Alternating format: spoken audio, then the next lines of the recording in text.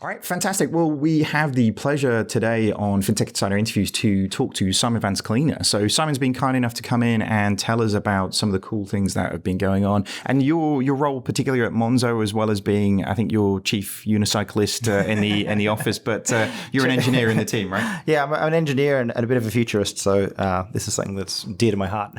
And we've just had a kind of a brief chat about what you guys have been up to.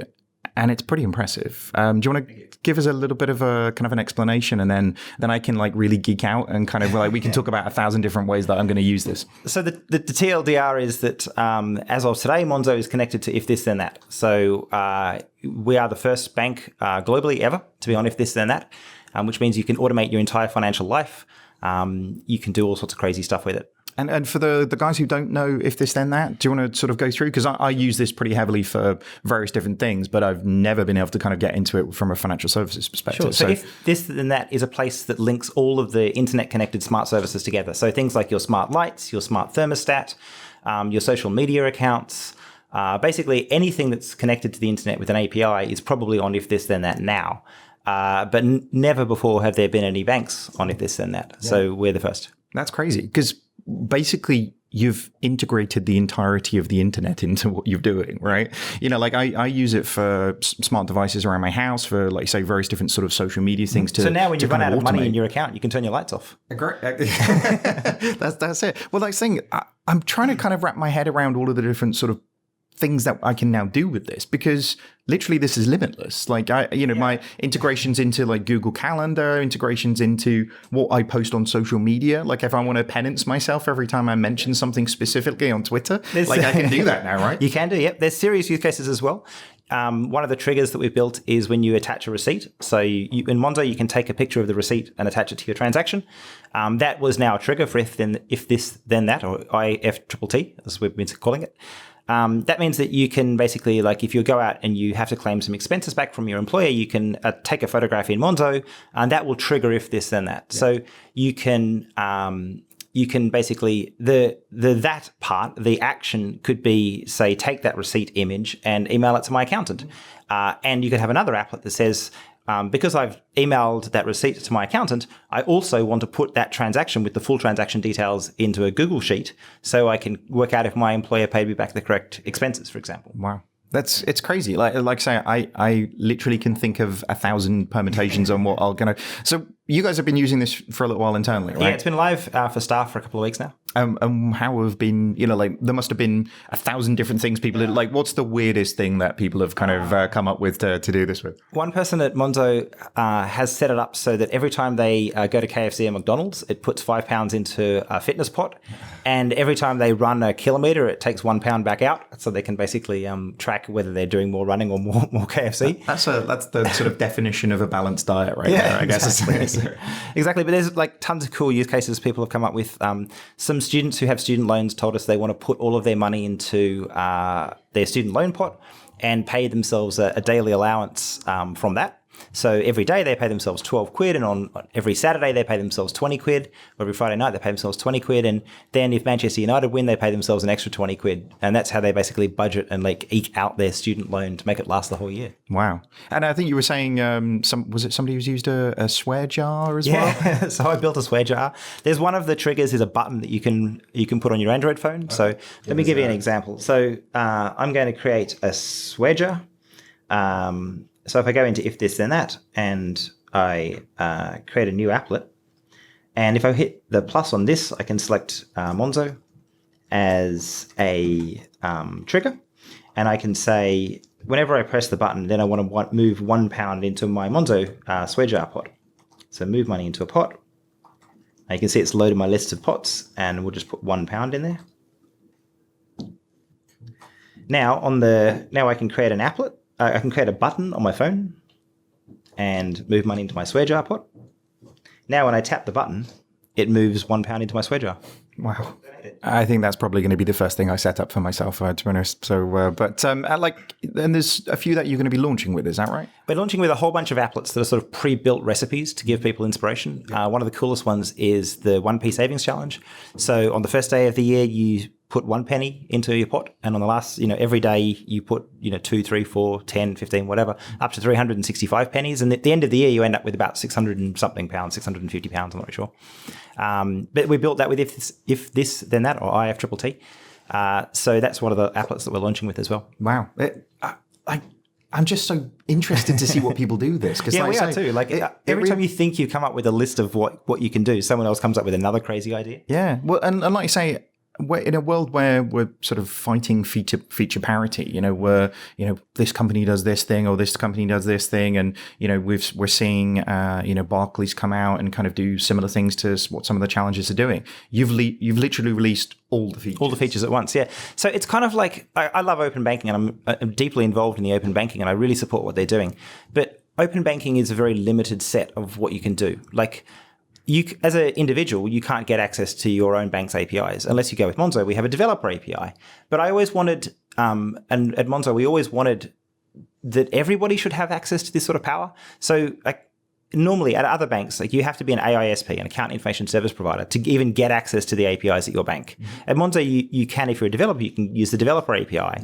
But now anybody, whether they're a developer or not, can just install if this then that, log in with their Monzo account, and then start to do things with their data. And that's amazing. I guess this changes, you guys have been quite a big proponent of things like hackathons and whatnot as well. And this very much sort of changes the dynamic. So now you can come to a Monzo hackathon, even if you're not a developer, and come up with these great ideas, and we can show you how to build it and if this then that. And if there's a trigger or an action or a recipe that we haven't released yet, because we haven't released all of them, we will just be able to knock it up for you and make it live.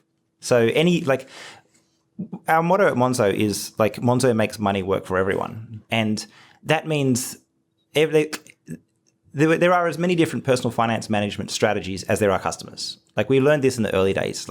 We could never stuff all of those into one app. It would just be too complicated. Even experiments like CoinJar, where we did this thing that rounds up your purchases and puts the remainder into a pot. Something like a third of people have tried that, and a large number of people are still using it. In fact, the customers have saved 1.2 million pounds. Wow. But there was debate inside Monzo as to whether or not that experiment even fit with the rest of the product. And it was sort of it'd be nice to try and see what the reaction is to these alternative PFM strategies.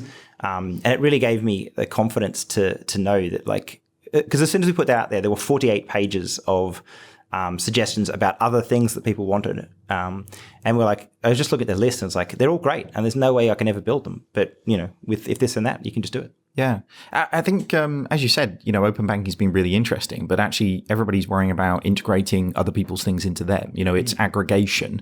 This is distribution of what you guys have created in a very, very different way that, like you say, nobody has done this globally, right? Yeah. In an open banking and GDPR world, it's the customer's data. Yeah.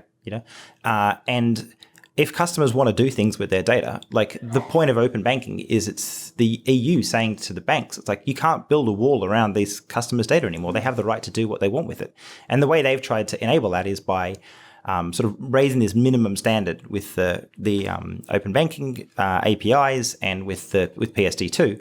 But there's nothing that says that we can't go well beyond that and just be a really open bank. And how long have you been thinking about this one? I know we've spoken to you before, and you've got a pretty impressive sort of turnaround on, ideas to execution. But 3.5 years ago, when I first started at Monzo, we talked about wouldn't it be cool if you could do something like IFTTT inside the app? And I think sometime in that conversation, we're but we could also just link the account that we're building to IFTTT. But and it's been on the back of my mind for 3 years. But we had to build a bank first. Yeah. And then about 3 weeks ago, my colleague Kieran, who's an amazing engineer who just started at Monzo recently, he had a Monzo time day where he had 1 day free. And I'd done a bit of prep work and chatted to IFTTT about this, and I got really excited about it. And I'd written what we have an RFC paper, a request for comment internally. And I was planning on, just slowly pushing it forward. And then Kieran had this 1 day when he could work on anything. And I was come on, let's just do it. Let's see how far we can get in 1 day.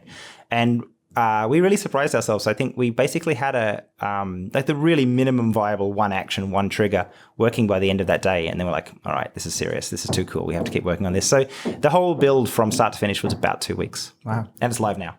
That's Impressive. So like 3-year itch, 3 weeks, nailed it. It's good. So just on that. So I'm not sure whether we've sort of talked about that on the show before, but Monzo time. So this is where you give it's a like day. Google's 20% time. But they've stopped that, haven't they? They've ramped back on it. Yeah, they've ramped back on it a little while. But it's great to see you guys are kind of pushing that forwards and actually making it happen. Monzo goes through phases. There are times when we've had to work we've always had to work incredibly hard, but there's been times when we've been working on building the table stakes, the basic bank, the stuff that we just had to have because that's what people expect. Things like joint accounts and Apple Pay and all of those sorts of and a current account, and overdrafts and those things that you just genuinely expect from a bank. And really in the last few weeks, we've if you follow the Making Monzo Twitter account, we have this big list that we're burning through. We're about halfway through. And I think we'll genuinely be at the end of that list in a few weeks' time. Wow. And then it's we finally get to work on the really cool stuff that excites us. I mean, not that those things don't excite us, but we get to work on the stuff that no one's ever seen before. This is going to be really quite scary news, I'm sure, to a lot of banks out there who are just looking at the roadmap going, next 10 years we can knock that stuff out. But there's a ton of really exciting stuff. But this one is something that I've just really wanted forever. I think